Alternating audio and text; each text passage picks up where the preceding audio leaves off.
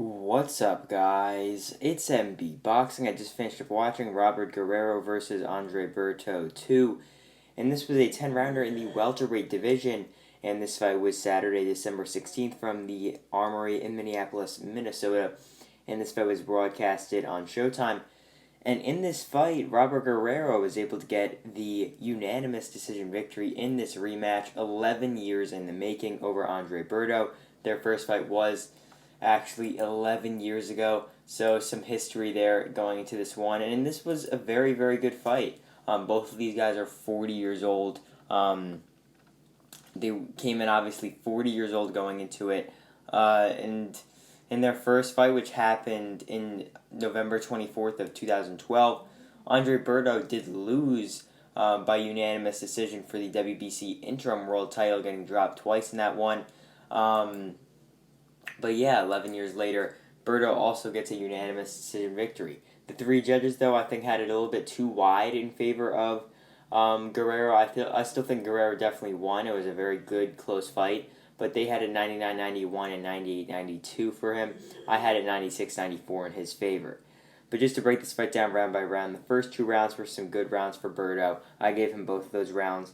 He was landing some combinations, put together the better work. But then in rounds 3, 4, and 5, Guerrero came back, was just the one landing the heavier shots. He was actually able to buckle. Berto a bit, get him with some good combinations. Then round number 6 came along. This was a very, very interesting round. I gave it to Andre Berto. Berto was just pressing Guerrero on the ropes, landed some very good uppercuts, so I gave him that round. But then rounds 7 and 8, I gave them both to Guerrero. Guerrero was able to wobble Berto a bit in those rounds, put him on chicken legs, put him on skates a bit, specifically in the 8th round towards the last few seconds. Round number 9, I thought it was a decent bounce back round from Berto. I thought Berto just edged it, but it could have went either way. Then in the 10th and final round, I gave it to Guerrero. I thought he just had the better work overall, but they were scrapping in that 10th round.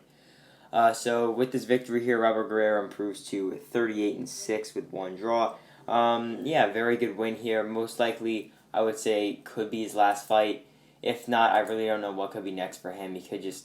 I just really don't really know what to say could be next for either of these guys.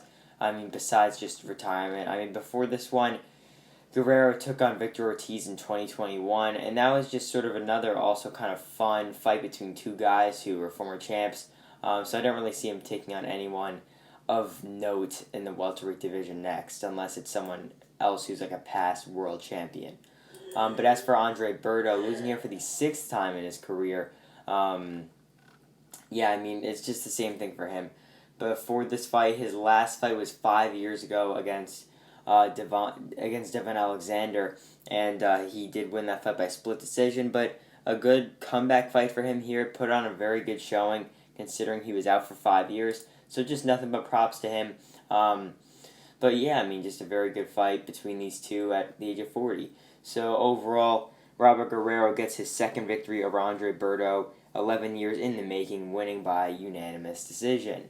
And that's really it. I'm MB Boxing. Thanks for watching, and I'll see you guys later.